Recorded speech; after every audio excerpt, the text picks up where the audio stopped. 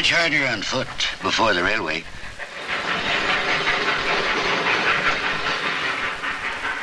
But they came swarming up anyway in their thousands past shattering obstacles. It was a back-breaking climb, but it had to be made to reach the fabulous gold fields of the Klondike. Today, this is one of the many gateways to the Yukon in Canada's far northwest. What was once a fortress land that often crushed the men who sought its treasure. For this was the Trail of 98.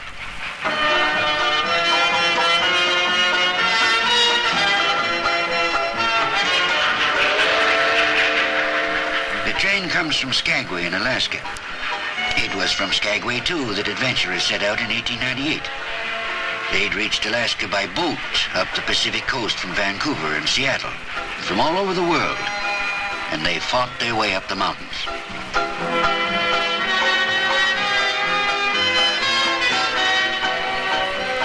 After a pause at the summit, there was still a long way to go in this greatest gold rush in history. So the stampeders pushed across Canada's border to Whitehorse, a dot on the map that grew to become the capital of the Yukon.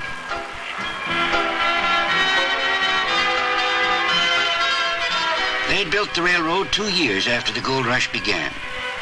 Today it still runs on narrow-gauge track, and passengers still travel in the shadow of the pioneers. 6 hours to climb from the sea, 110 miles away. Before the railroad, the gold rush stampeders arrived in Whitehorse in the rough and ready boats they'd built after crossing the trail. They'd come down the Yukon River through dangerous rapids and canyons. At Whitehorse, they'd rest and mend their boats and gear. Then they'd be ready for the rest of the 500-mile battle downriver to the gold fields. Today, fortunately, there are many easier ways to do it.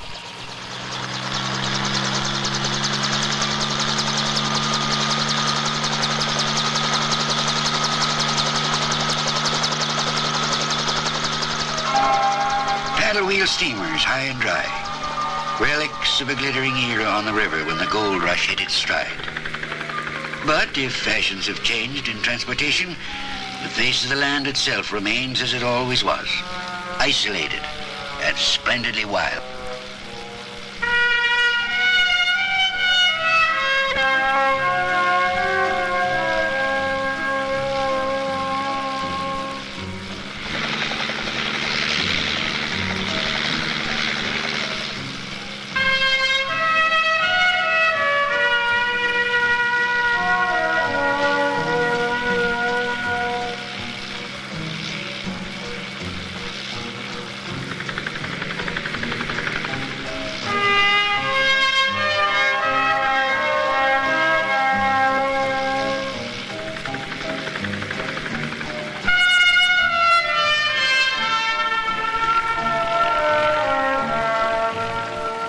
Dawson City. What name was more magic at the turn of the century?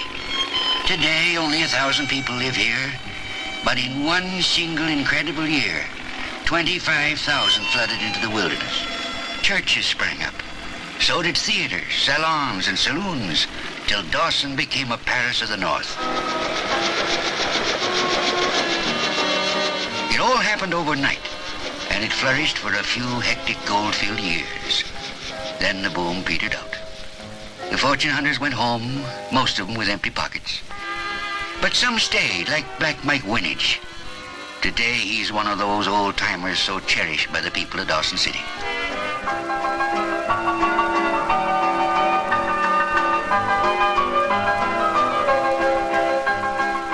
Costumes for the Discovery Day Parade. Each year on August 17th, Dawson City dresses up to relive its past, looking back to that August 17th in 1896, when George Carmack found gold in Bonanza Creek.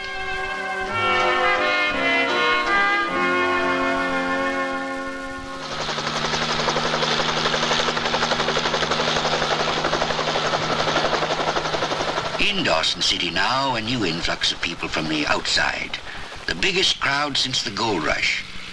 But these people aren't looking for gold. They're here for holidays in a place where memories of a heroic past are always present.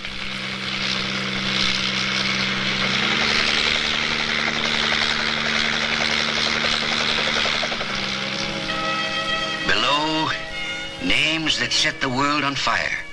Dawson City, the Yukon and Klondike rivers. And up the Klondike, those legendary gold-rich creeks. Bonanza, El Dorado, Gold Bottom, Hunker, Last Chance.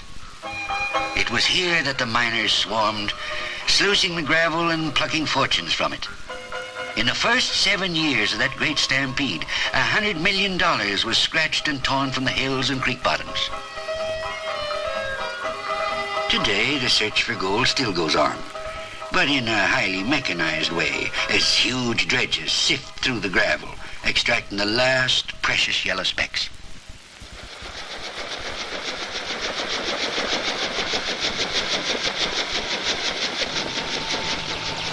For the helicopter, still another job, delivering a prospector to a distant ridge. It's not gold he's after this time, but dross lead, zinc, copper. Maybe metals of the space age. There are many minerals in the Yukon to lead men on.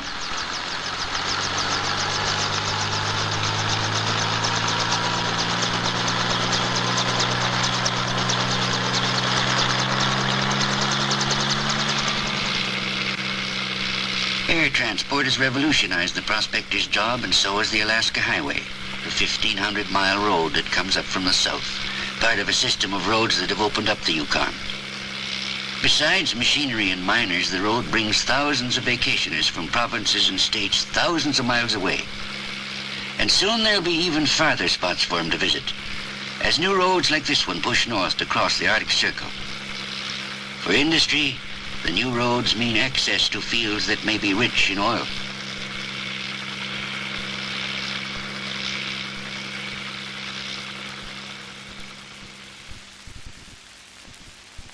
Far to the south lies Fire Lake, and there may be treasure here too.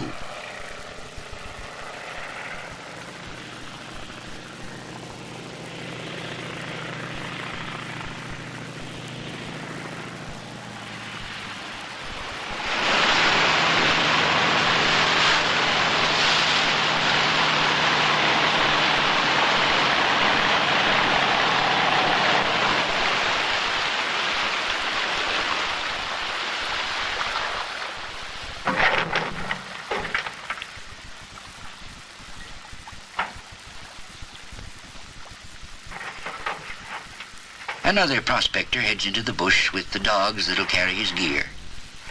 Lakes and airplanes go well together when it comes to the search for minerals, and also when it comes to the search for sport in places that are remote and seldom visited.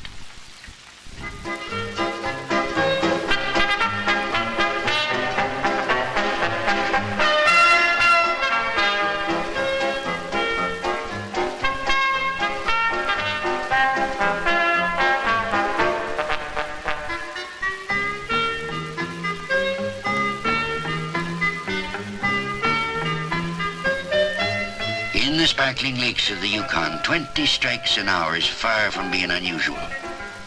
For the sport fishermen, there is trout and grayling. And here, even the big little ones get thrown back.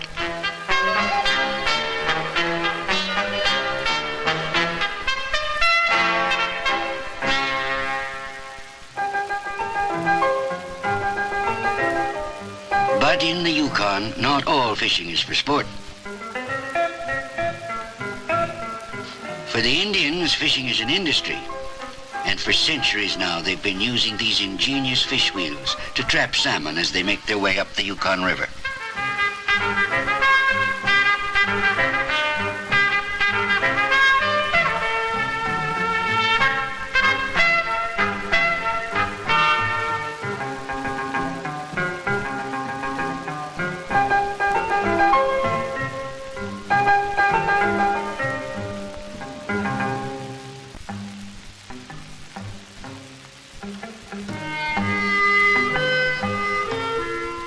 Down near Haines Junction, a party sets out for the mountains to hunt big game.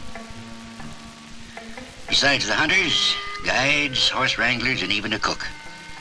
They'll take everything they'll need to live for a month. For where they're going, they'll be on their own.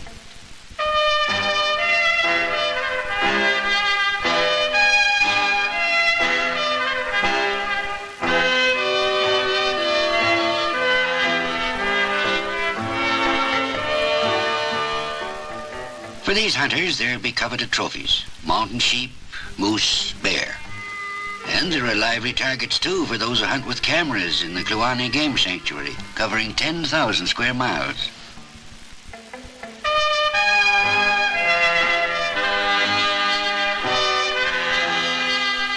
Caribou. Elsewhere, they're disappearing, but here, large herds still roam.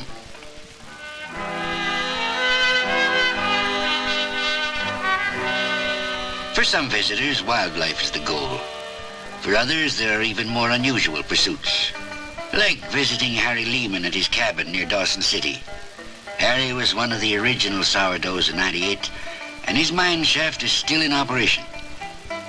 But these days, when he pans for gold, there's always plenty of volunteer help from visitors who've come to watch an old professional.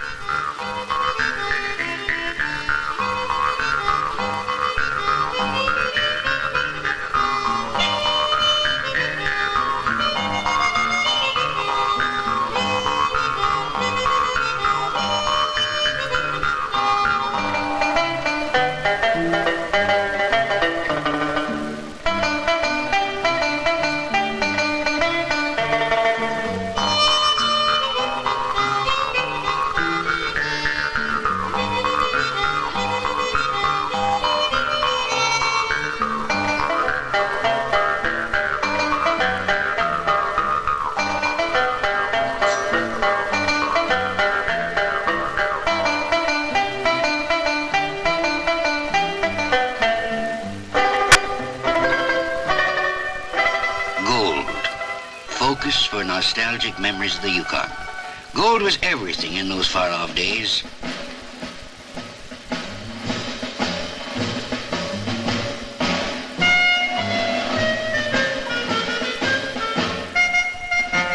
Now, as Dawson City gets dressed up for its annual Discovery Day celebration, the spirit of the gold rush of the gay '90s comes alive again.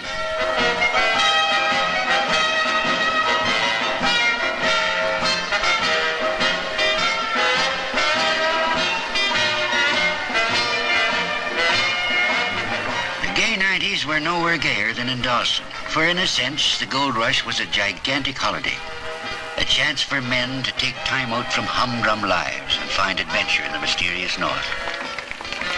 For most of them, at the end of the trail, there was no gold. But there was Dawson City, and the excitement that is recaptured in its festivities today.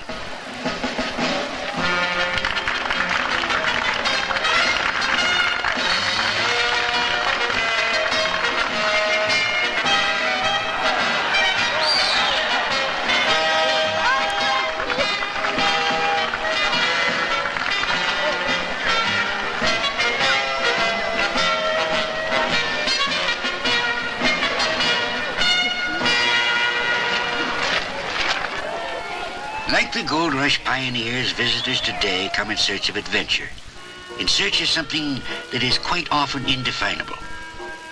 A few are so enchanted by what they find, they forget to go home, like the Bradleys of Seattle. They came for a visit and then decided to settle down here amid the dazzling scenery. Now they, in turn, welcome visitors from afar.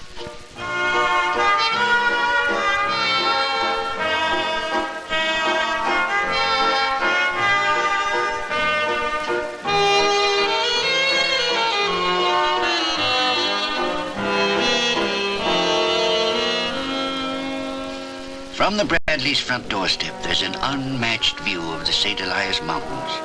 Range upon range of peaks that rise from the glacier floor to be lost in the clouds above.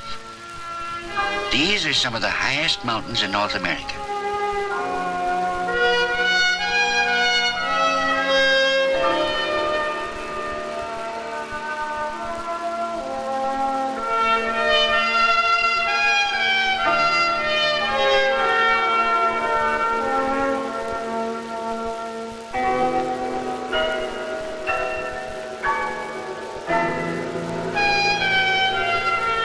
The sea of snow, rock, and glacier stretches on and on. Then, suddenly, in the middle of it, the tallest peak in Canada, almost 20,000 feet, Mount Logan.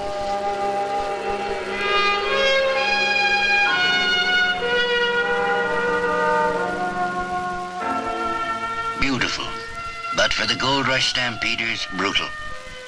Some perished in these frozen mountains, but most managed to get through despite nature's harshness and the stern demands of the law.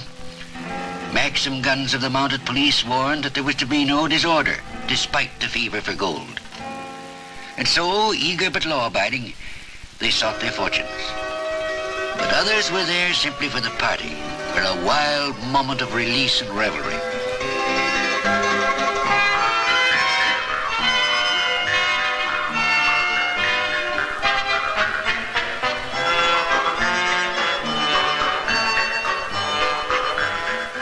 Struggle, tumult, gaiety. Those were the glittering years, the gold rush. But the spirit of '98 lives on, beckoning today's adventurers to recapture all that wonder, the excitement that used to belong to the Yukon, and still does.